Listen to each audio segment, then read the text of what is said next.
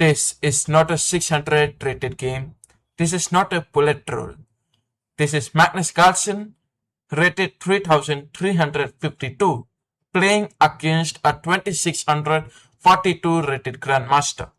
And on move number 2, he moves king to e2. Yes, the Bongcloud. And somehow he still wins the game.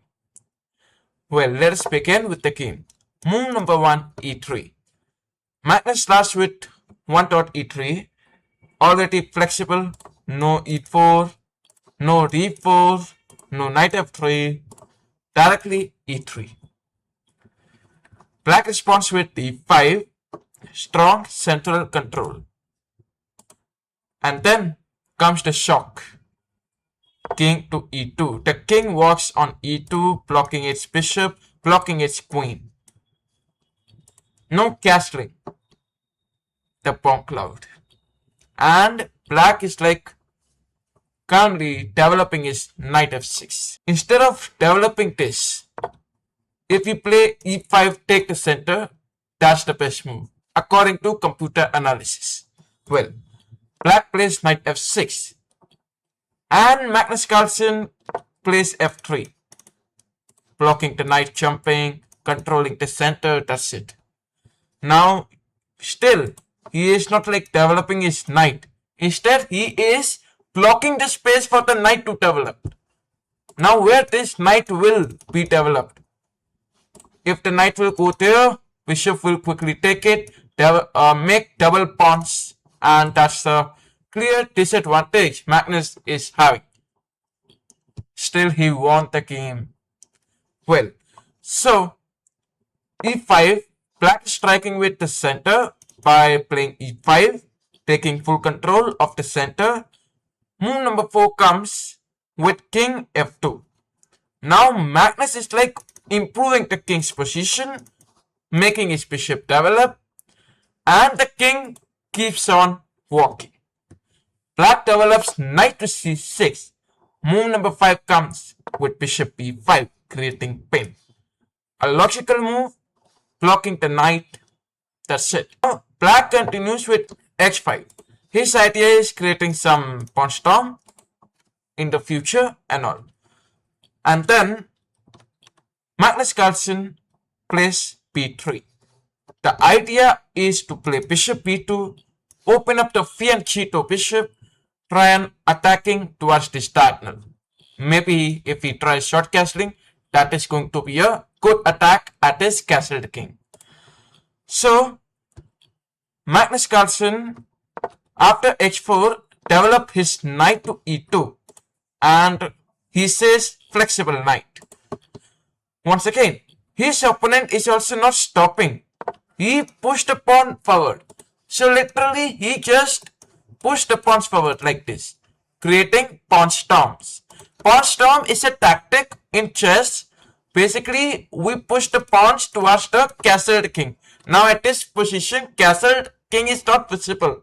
But still, the king over here is safe, right? So what black is doing is, black is destroying the army. Still, Magnus won the game. Well, what happens? Now, after h3, g3, and Magnus Carlsen retreats. He says that I'm not going to take, because I know what is going to happen. So comes black attacking the center with e4. Magnus Carlsen calmly plays f4 without any problem, challenging the pawn. And black develops actively, bishop to g4, creates some pin, indirectly attacking the queen. So comes bishop b2. Magnus Carlsen activates the long open diagonal, and then a6. The Magnus bishop under attack. All Magnus Carlsen could do is bishop take on knight, since he has nothing else other than bishop take on it. After black take it, Magnus strike the center with c4, attacking the pawn. If we take it, triple pawns created, the center is completely weak. So his opponent is also a 2600 rated Grandmaster. And Bongcloud against Grandmaster. Anyways, but still, Magnus won. Now, bishop comes to c5. Black is like, I am developing my bishop. I am preparing for castling. Castling is important. And Magnus is like chilling. Playing bishop take on the knight. Queen take on f6 will attack the rook. Right? But still, even as per computer analysis, if you look, it is showing -3. Completely black winning position. Still, white won. Anyways, here, knight comes out. That's the only way to stop this. And then comes bishop to f3. The mistake. Now, Magnus Carlsen captures the d5 pawn. After black take it, Magnus Carlsen go with b4. Now, he is expanding with the move b4. His idea is attacking the bishop. If you continue with bishop take on this, well, this is a blunder. Queen a4 check, win the bishop. So that's the reason. And Magnus Carlsen was having a very good plan. But still, this is a mistake. Actually, I showed you the plan. Now, once again, he is playing against 2600 rated Grandmaster. So he played the best move. In fact, a great move. Bishop e7. Wise response. And then comes knight take on d5. Now, knight take on d5. Magnus Carlsen jumps in with attacking the queen. Black defends the queen with queen d6. Obviously, the king loves his girlfriend, so he just protected. And then Magnus Carlsen continues with knight to c3. Like, he cannot move this knight here and protect it. Bishop take queen. That's right. So he just take this knight backward.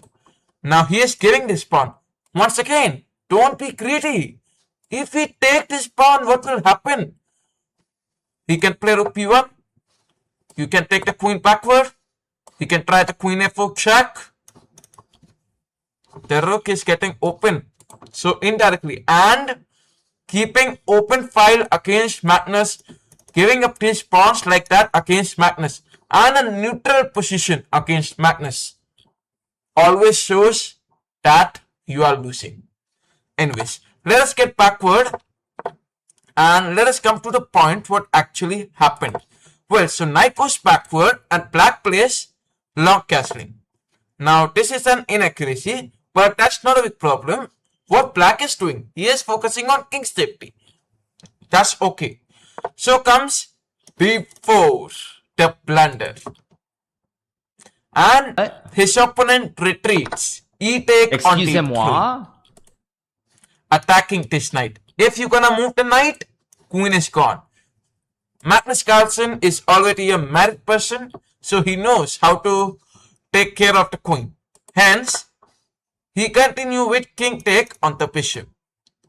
Now, if you say he could have captured the knight, his opponent, he could have captured it, right? Well, actually, this is not a correct move since queen can be taken and then king take on e2. This is a neutral position now. Okay. So the best move, once again, the 2600 rated Grandmaster plays the best move, queen to c6 check. Attacking this diagonal. Magnus Carlsen calmly plays e4. He is like blocking this diagonal and all. So black captures d take on e2, attacking the queen. White go on with queen c2, protecting the knight. If you go with knight take on it, rook can take the queen. If you go with queen take on it, queen take on the knight. Hence, Magnus Carlsen played queen c2 and still black attacks with f5. We cannot take it, we cannot push it because that's a pin. So that's the main advantage that his opponent is taking. And once again, he can even join this rook here, can over pressurize the attack at the center. Well, so what happens is Magnus Carlsen is like activating the rook. Now it's important to protect. That's why his opponent plays the rook here exactly as I said. Attacking this pawn. And he can even join this rook here. My god. So like Black's army is completely, bombing on this. Anyways, let us get backward. Let's come to the point. Queen take on e2. Black plays queen g6. Magnus Carlsen captures the f5 pawn. The rook take the queen, pawn take the queen. Okay, that's the plan.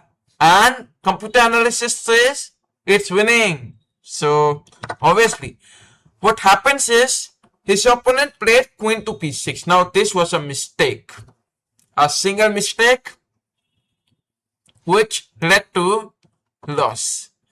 Anyways, now Magnus Carlsen, once again, if you give one move to Magnus, if you play one mistake against Magnus, you just have to find out one single move and that is going to destroy the game. So he plays knight e4 and he finds it. Now knight to e4, centralizing, dominating, attacking, and whatever you can say.